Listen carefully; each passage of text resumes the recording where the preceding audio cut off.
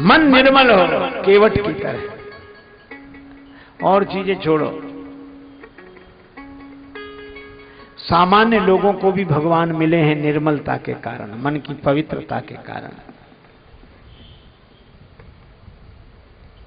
ये हमारे राधे श्याम शिवपुरी से आए हैं, मध्य प्रदेश में है शिवपुरी,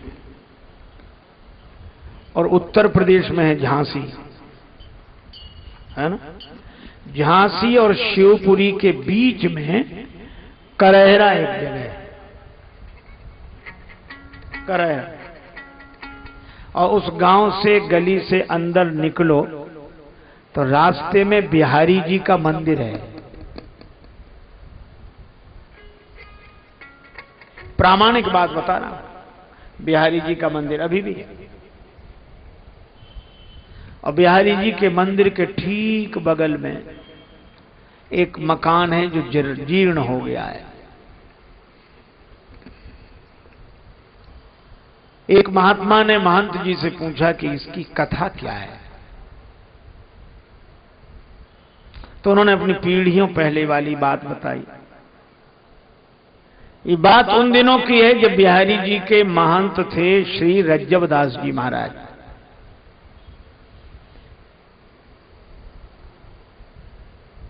और जो ये मकान टूटा फूटा पड़ा है, यहां एक दुकान होती थी, यहां रहती थी एक गहोई वैश्य जाति की महिला, अकेली थी, परिवार में कोई नहीं बचा था। लेकिन वो पुरानी आदत, पकौड़ियां बनावे, तले बेचे। लोग कहते थे क्या करना, पर मकान भी, रुपया भी और रोज व्यापार भी। एक दिन उसने रात्रि को सपना देखा, सपने में देखा कि मैं मर चुकी हूं, मेरी सारी संपत्ति लोग लूट लूट के ले जा रहे हैं। उसको लगा सवेरे जागने पर कि कहीं ऐसा ही ना हो, क्योंकि मेरा कोई है ही नहीं, अब मेरे बाद भी कोई नहीं, तो लोग लूट रहे हैं, ये तो ठीक नहीं। तो उसने गहोई वैश्य के लोगों से सलाह करके अपनी पूरी की पूरी संपत्ति श्री बिहारी जी के नाम कर दी और दुकानदारी छोड़ दी, भगवान के मंदिर में रहने लगी। श्री कृष्ण गोविंद हरे मुरारे। जो हाथ बेसन में सने रहते थे वो ताली बजाते, जो आंखें ग्राहकों की प्रतीक्षा करती वे आंखें भगवान श्री कृष्ण को देखती, बिहारी जी को देखती। जिंदगी बदल गई। महंत जी मितव्य ही थे, वो ऐसे ही बहुत हाथ बंद करके रखे। एक दिन देखा तो दूध पी रही थी वो, शाम को महंत जी ने दूध दिया गिलास में, तो वो दूध पी रही थी, वो कुटकुटाए। महंत जी बोले तू कुटकुटाती क्या है ये दूध में? बोले महाराज आप इसमें मेवा ज्यादा डाल देते हो। महंत ने सोचा हम मेवा डाल, हम चीनी डाल देते यही बहुत है, मेवा। माथा ठनका। दूसरे दिन देखा वो दोपहर को दाल परोसी गई तो दाल में घी तैरता दिखाई दे। महात्मा बोले ये कहां से आया? महाराज आप ही तो लाते हो दाल में घी। उनको लगा थाली में घी हो पहले से होना, हम तो डालते ही नहीं। अब महाराज घी बढ़ता जाए दाल में, रोज मेवा बढ़ते चले जाए। एक दिन पुजारी महंत जी जब आरती करे तो उन्होंने देखा कि भगवान बिहारी जी के जो बागा उन्होंने पहना उसकी बाह पर आगे घी लगा है। सोचा आरती वगैरह से लग गया होगा, धोकर दूसरा वस्त्र बदल दिया। लेकिन दूसरे दिन देखा भगवान के दोनों कर कमल घी में सने। अरे इनके हाथ में घी कैसे लगा? अब समझ गए।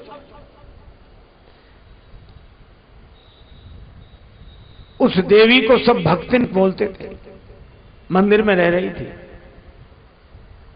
महात्मा ने कहा ये भक्तिन को यही देते हैं घी भर भर के। तो उन्होंने भगवान से प्रार्थना की महंत जी ने कि द्वापर के छलिया अबलों तेरी, यह छैल पने की छछोरी न छुटी।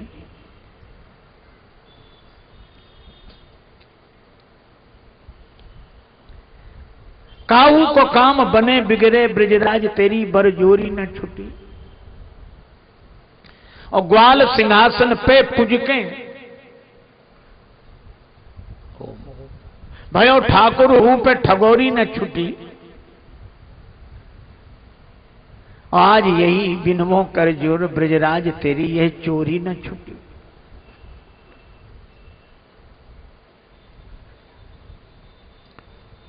तुम्हारी ये चोरी की आदत गई नहीं। अरे मैं इसलिए थोड़ा ही करता हूं कि किसी को न दूं, लेकिन चीज रहेगी तो मौके पर काम आएगी, महात्मा आएंगे, जमात आएगी, खिलाएंगे पिलाएंगे। अब रोज खर्च कर लो तो इसलिए मैं करता हूं। इसलिए आप ऐसा ना करो।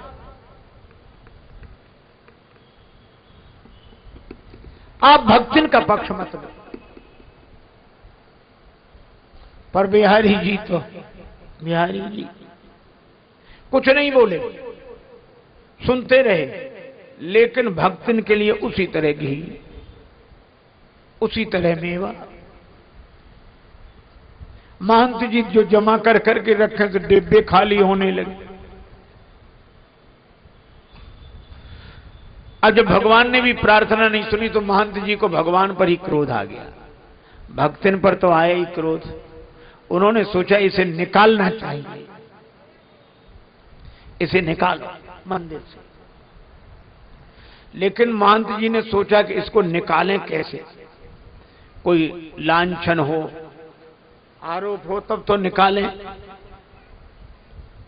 तो महंत जी ने एक दिन निश्चय किया, बस हो बैठ गए दरवाजे पे माला लेके, और उस रास्ते से जितनी महिलाएं पुरुष निकले। तुम्हें पता है क्या भक्तिन? हाँ क्या हुआ? अरे भक्तिन ने, नहीं महाराज बताओ, भक्तिन ने एक आदमी रख लिया है।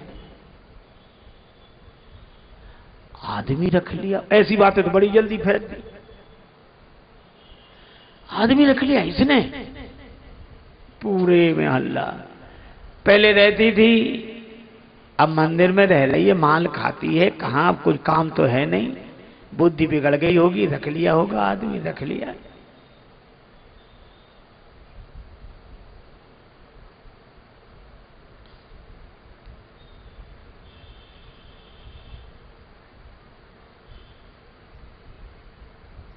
पूरे गांव में चर्चा हो गई। अब भक्तिन जहां से निकले से औरतें देख के मुस्कुराएं और थूकें। क्या हमसे क्या पूछते हो? पूछो, तुमने आदमी रख लिया है कोई और उससे तुम्हारे नाजायज संबंध है? अब तो कांप गई, हे भगवान। कौन कह रहा था? महंत जी।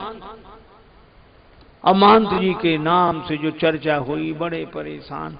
तो उस दिन भक्तिन मंदिर नहीं गई।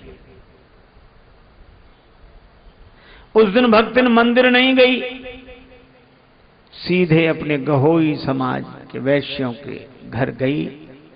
कहा मैंने जो बिहारी जी को सौंप दिया है धन संपत्ति, मैं वापस नहीं चाहती, लेकिन महंत जी मुझे कलंक लगा रहे हैं। आप लोग पंचायत करके मुझे निष्कलंक बनाओ, मैं अपना भीख मांगकर गुजर कर लूंगी, मंदिर में नहीं रहूंगी। वैश्यों ने सोचा कि नहीं, हमारी समाज की बात है, ये घर में ही, हम ऐसी क्या बात थी, चलो। सब समाज इकट्ठा होकर गया। अब महंत जी ने देखा कि बड़ी भीड़ चली आ रही है, कि आज कोई उत्सव भी नहीं, कुछ नहीं, इतनी भीड़ काहे को आ रही है। और पीछे देखा सो भक्तिन, समझ गई यही लेकर आई सबको। उत्तर देने के लिए तैयार हो गए। लोग सलाह कर रहे थे अगर भक्तिन की गलती तो उसे मंदिर से निकाल देंगे, और नहीं गलती तो महंत जी से कहेंगे कि आपको ऐसा नहीं कहना चाहिए। पर जैसे ही आए, लोगों ने कुछ कहते उसके पहले ही महंत जी ने कहा, भोजन में नित्य घृत उठा स्वकरसों लेत, भगवान भोजन के समय अपने हाथ से घी उठा लेते हैं। भोजन में नित्य घृत उठा स्वकर सो लेत और भर भर देत, या भगतिन की थारी जू। लोग समझे नहीं। मंदिर में मेवा के पात्र सब रीते पड़े, कैसे रहेगी बात बीते पे हमारी जू।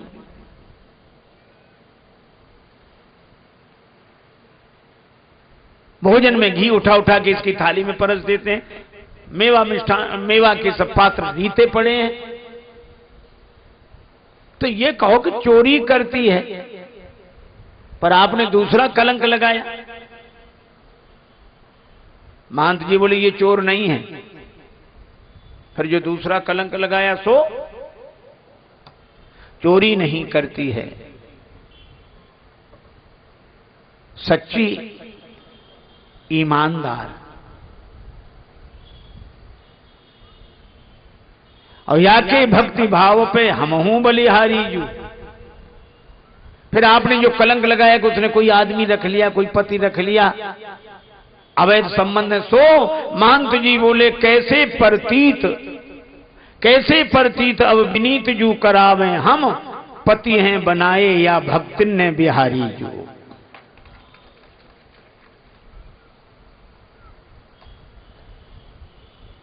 इसने बिहारी जी को अपने बस में कर लिया, वही इसके पीछे पीछे लगे फिरते। तो हम क्या गलत कह रहे हैं? बिहारी जी हमारी सुनते नहीं, उन्हीं से पूछो। उन्होंने तो जिंदगी भर गोपियां तारी हैं, सो इस गोपी को का सहयोग करने लगे।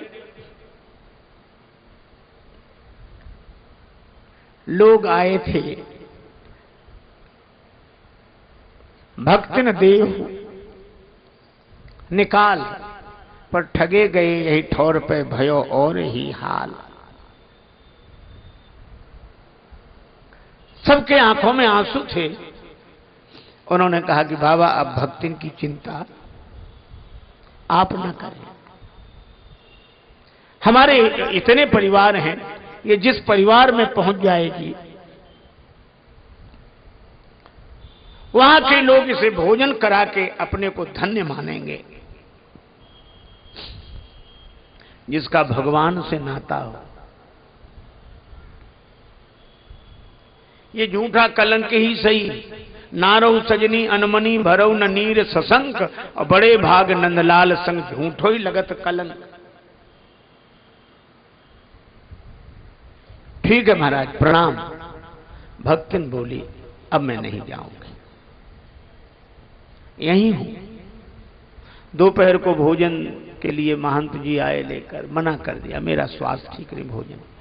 हाँ काहे को करेगी हमारा भोजन, कल से तो तेरा सेठों के यहां, बड़े बड़े सेठों के यहां निमंत्रण है। शाम को दूध लेकर आए, नहीं पिया।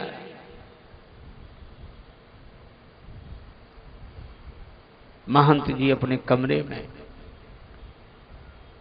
रात्रि के समय नींद नहीं आई, भक्तिन रोती रही। और 3 बजे के बाद रहा नहीं गया, जब सब सो रहे थे, भगवान के मंदिर के सामने ड्योढ़ी पर सिर रखकर आंसू बहाकर उसने कहा,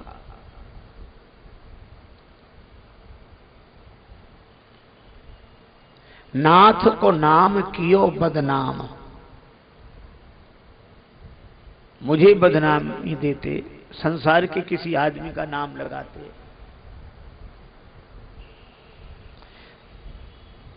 नाथ को नाम कियो बदनाम, विरागिन सोन विवाद बढ़ाम। और आपके हाथ से पाए प्रसाद, कहा अब और के हाथ से पाऊं। आपके हाथ से प्रसाद मिला, अब क्या किसी के हाथ से पाना।